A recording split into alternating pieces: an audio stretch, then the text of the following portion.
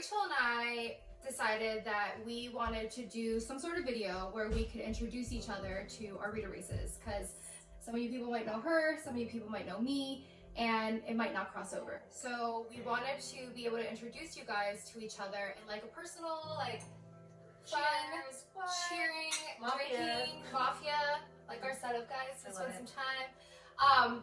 So we thought we could do a video and just kind of do like a Q&A and do something fun like that. Hello, I'm Rachel Dyken, and I write basically whatever I feel like writing because I write the way that I read. I get really bored just sticking in one genre, so I write contemporary, paranormal, mafia is my favorite one, and so that's actually what connected us, was our love for mafia romance. I have about 105 books on my backlist, and I've been writing for a little over 10 years. And I'm a hybrid author, so I do both traditional publishing and indie publishing. And I love my job and I love writing. I don't know what I would do if I wasn't writing right now. True story. True story. I am Emma Robinson. My name is Monica, but my author name is Emma Robinson, and I have been writing since 2012, so that's about 8 years. I jump around, same like her. I'm known for angst though, so I write very high angst. I don't think I've ever written a book that doesn't have angst. Can't help it. I can't help it. I can't help. You know, I like to write that. I tried, and it just like I'm like, what? Where's the storyline? I need drama. Lots of tears, lots of drama. Think of like a Spanish soap opera. Ooh, a telenovela. Yeah, that's my vibe. How do we know each other? That was a question that everybody pretty much asked. Because we were like low-key friends. Like not like low-key friends, like we're ashamed of each other, but like people were like, that came out of the blue. It really didn't though, but it really didn't. We were talking a lot behind the scenes, but I know how people were like all of a sudden they're like, oh, they're writing together. We didn't even know they knew each other. We both knew who each other were. Yeah. And we had never like actually like met though. Like we had never had a conversation. We had never been introduced to each other. And we were asked to participate in a like live write, which is the 𝗍𝗿𝗄 private playroom. There it is. And she does the people who run the group, they do like live writes between authors. So they pretty much just ask 2 authors to come in and do a live write where they post a picture, and then we start and we make a storyline based on that photo. So they had asked Rachel and I to come in and do a live write together. So I said yes, she said yes. Never had talked before, never even like, I think the first time we ever talked, she had PM'd me during our live write and was like, sorry about that, you have a sex scene. That's literally the first thing I said. That was not like, hey, how's it going, but P.S. Yeah, I'm sorry. I'm so sorry I just did that to you. Because it wasn't like a sex scene, it was like a threesome scene. Yeah. So 2 guys, 1 girl, she's like, I'm so sorry, ball's in your court now. So bad. So bad. After the live write was over, I think I had PM'd her and I was like, oh my god, that was so much fun. And she was like, I think you were like, girl, you played. You just kept saying that. Right. And I'm like, oh my god, that was so much fun. And then we just started, COVID had just started. Yes. So all that had started. We watched a documentary and you were like, I'm so sorry, I went down this rabbit hole. And I was like, and wait so a second. We bonded, no lie, over conspiracy theories. It's so true. I love it. It was what brought us together. Yeah. So we still wanted to write together because we had fun doing it. And we just were like, okay, you're known for Mafia, I'm known for Mafia. We're both currently writing Mafia books. Why don't we do a crossover in each other's Mafia books and then come up with a new character and write a book about him? That's how it came about. That's the story. So we have never read each other, and we still haven't read each other. We don't read in the same genre we read in either, so that's partially why. But. Yes, but at the same time, we were gonna read each other. Like we both sent each other our books, our last books that we crossed over in. But it was like, why ruin a good thing? You know, like don't fix something that's not broken. So I think it's kind of a good thing that we haven't, I don't know, like read each other. It just works for us. Right, because I'm not in your headspace, you're not in my headspace. Yeah. So then when we come together, I'm not thinking about how your writing style, I'm not thinking about anything. I'm just writing. Like I'm just writing the story. Exactly. And it just in it, we obviously, as we see right now in Mafia Casanova, it's been seamless. Like it's crazy. Yes. Yeah. How do our styles like blend? How do we write? And because we haven't ever read each other, and because we did a crossover in each other's books, the readers that have read her and have read me, they're all like, your guys' writing style is so similar. Like we can see why you'd want to come together. Right. But you guys had also asked us how is it that we're writing and how are we going about that? So that actually I've written books with people before, but I've never actually written the way we're writing it right now, and it works so well because my biggest fear going into this was people were going to pick up the chapters and try to find out which one's Robson wrote, which one's RBD wrote, and I'm just like, I don't want to play that game. I don't think that's fair, and I don't think that's fair even with like when you see writing duos, people are like, oh, that one's better than this one, or this one's better. Exactly. And all of a sudden you have like, it just is not. I don't think it's smart. Exactly. It's just not smart business for either of us, or for your ego, or for anything. So, and of course, your readers are always going to be super loyal. So it's going to be one of those things that no matter what we do, someone's going to say something because people always want to brave. You know, I went first, so that was a lot of pressure, but I went first, and then we kind of knew what we were going to do, and then I want to say the prologue and like the first chapter, and then she went in after me and then added her parts so that no matter what happens, you guys will never know who wrote what chapter because we're both writing each chapter. Yeah, exactly. And we know some of the storyline. Like we've talked about the big parts that we want in Mafia Casanova, which is the book that we're writing together. 𝗖𝗀𝗍𝗃𝗃 is our hero, and you guys will be meeting our heroine soon. So we know the big pivotal moments that we want in the storyline. But as far as like breaking it down to what we're doing in each chapter and like what we're doing with that, no, we're just going for it. So all character driven. All character driven. No author intrusion whatsoever. Yeah, exactly. So we're just letting them kind of do what they want to do. When we were planning everything, we need a last name that's Italian. We need the crime family. But since we had actually gone in 𝗖𝗀𝗍𝗃𝗃 and in 𝗪𝗪𝗪 Prince, we kind of added him in the end. I was like, and she'd actually 𝗖𝗀𝗍𝗃𝗃 added a couple of my characters like Phoenix and stuff because she was they were working with the Italian mafia. Yeah, so I had the 5 families in my story. And she's like, I need 5 families, and I was like, steal mine, steal mine. It's perfect. Yeah. And so I had someone that came over from Italy, and they were like a brand new family that I really haven't written about. And so I was like, use 𝗪𝗀𝗃𝗃, and we'll use that for Romeo.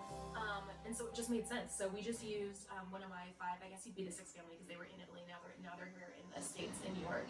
So yeah, it just worked out really well to use that, and then also the familiarity for my readers to have that, and then the cool part of her readers now being like, oh my gosh, there's like this whole like, you know what I mean? Yes. And it kind of opened it up for us to be able to, if we wanted to do any spin-offs or sequels or anything, we have the characters, we have the family, and we have an already established storyline. So we already have, like, we know who the Casanova family is, we know what they do, we know who their boss is, and I think that makes it so much easier for us to write this book because we don't have to do any of that back stuff.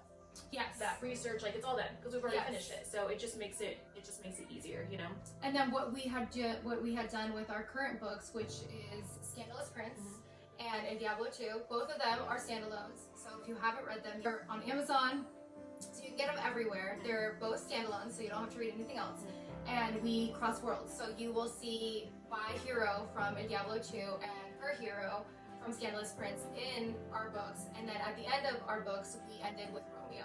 So you will get a little bit of her family in my book and my family in her book, and then we have our character in both our books. Yep. So that's the way we tied everything together. Another question that we were asked was if we plan on writing any more books. And as of right now, we're going to write a book a year together and just see how that goes. And obviously, if you guys love it and you want more, we may bring that up higher as far as maybe releasing 2 or 3 or whatever it may be. But as of right now, we're starting with 1 year. So Mafia Casanova comes out November 17th. And it is also up for pre-order right now. So you can get it everywhere for pre-order. Actually, if you get it right now, you'll get it at sale price because once we go live, we are going to be raising the price. Only because it's 2 of us. So yes, yeah, it's 2 of us. So you guys, we gotta, do that vibe. It's a standalone though, and it's long. It'll be long, so you don't have to worry about getting like this short, like 200-page book. Yes, we want to play that exactly. game. We'll play. Yeah, exactly. And whose mind is more evil, yours or Rachel's?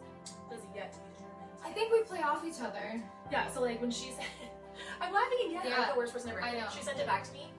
And I was reading, she's like, what do you think? And she's like sitting there like watching me read it. And I get to and it's like super intense, and I'm like reading it, and I get to the part where like someone's throat is slit, and I just die laughing. And I'm like, I am a horrible person. It was so funny. Because like, it's not a funny scene. It's horrible. So I'm like, and I'm just like, because I'm excited. Like I was giddy. And I was like, that makes I don't know if I'm a sociopath or what, but I'm pretty sure that means we both have evil minds. Yeah, and I think that because we play well off each other, it's almost like if she's doing something, it's like, shit, now I have to like one-up my game. Right. Like if she's slitting someone's throat, would I have to stab somebody, you know? You must. You're compelled to stab someone. Yes. You have no other choice. We're adding the lifestyle. It's part of the story. It's just as important as the romance part of the story. So you're not just getting like a love story. You're getting action. You're getting suspense. You're getting, you know, the core of what that organized crime life is. You know.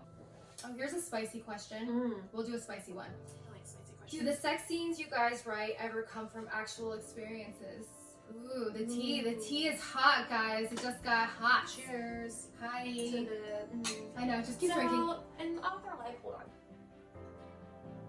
There's this thing called reality versus fantasy. And sometimes what you're writing is not physically possible to do. And sometimes you have to test those things because you don't know, and you don't want someone to be like, that they can't move that way or they can't do this. So I will admit that I have sometimes been like, hey babe, Yeah. I need you for a minute. He's very used to it.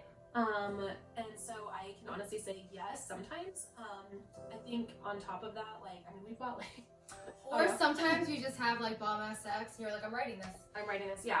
But I will say, like, sex scenes, I have to have makeup on. Sounds weird, but I have to like feel pretty to write them. I don't know why. I have to feel like put together at least. I have to have certain music on. I have to be in the mood, and I have to have a special like playlist. I can't have anyone else in the room. We want to put you guys in the mood too. You Oh know, my like gosh. we want you guys to feel that, like, you know, when you're reading a good sex scene, you got that feeling in your stomach where you're like, whoa, that was intense, you know. And you're just like sweating. Just Yes, yeah. yes, those are the best. So like, we want to make you cry. We want to make you, you know, feel what the characters are feeling. So it's the same thing with the sex scenes. Another question that we were asked was if our husbands, one, read our books, and two, do they help with storylines? So Nate, his idea was for Ring Mafia because we had a mafia hitman literally got arrested like 30 miles from our house, and he had been undercover as a farmer for 20 years. So he was like, babe, like your contemporaries, he's only read like 2 contemporaries. He was like, I don't read that, but if you wrote this, I would read it. And so that's literally why I started writing Mafia, because of that news story. And because Nate encouraged me, he's like, and I was like, I can't write suspense, I don't know how. And I laugh because I'm like, I would rather write that over anything because it's just my soul. Like, Mafia is my soul. So yeah, so he encouraged me to write it, and he does read some of the Mafia. And when it comes to like, if I get stuck on storylines, I'll just go and be like, okay, what about this? And then he'll be like, well, technically, because he watches tons of documentaries too, he's like, you really can't do that, or that's too Dateline, or you know, whatever. So he's very, very helpful. Almost too helpful, because then he gives me too many good ideas, and then I don't have time to write them. So Husband's name is Ben. My readers call him Boss Man. So he does not read my books, but not because he doesn't think they're awesome. He just doesn't read. So like, he reads like man stuff, you know, like car magazines, and like he's a general contractor, so he reads a lot of building stuff, and like he reads like the news and stuff like that. But he's not a book reader. I think the last book he read was when he was in college. What is something nobody knows about you? I wouldn't say nobody knows this about me.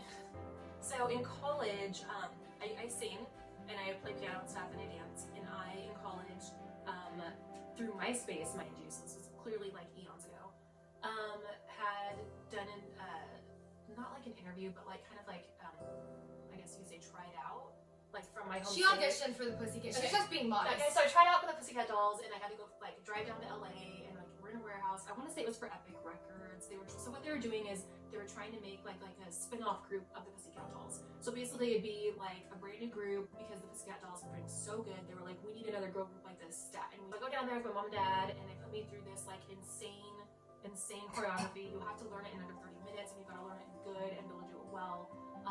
Tons of like, you know, pop lock, like tons of dancing, and you have to be able to harmonize. So we'd have to sit like around the guy, the producer, playing the piano, and he'd be like, okay, quick, harmonize, soprano, alto, like whatever. And it was like on the spot, which was really intimidating, especially in front of my parents too, because they were there watching it. And these girls were already formed as this group, right? So I would have been the last member that they needed to add on in. So I had to be able to like melt with them, I guess, or merge, whatever, with them really, really well. And so it was really intimidating because they'd known each other and been training for a couple months already for the group. So I passed. They asked She made it. Like, I made it. They asked her to be part of the group.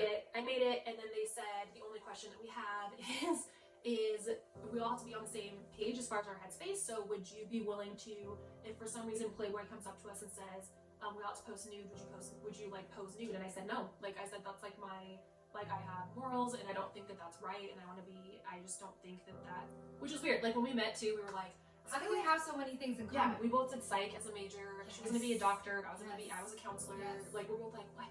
That was actually my thing that people might not know. Oh, there you go. Sorry. Yeah. Go. That was a good intro. Thank you. Thank you for that intro. So I went to school for psychology. I actually was 3 years away from getting my doctorate. I have my master's, USF Go Bulls.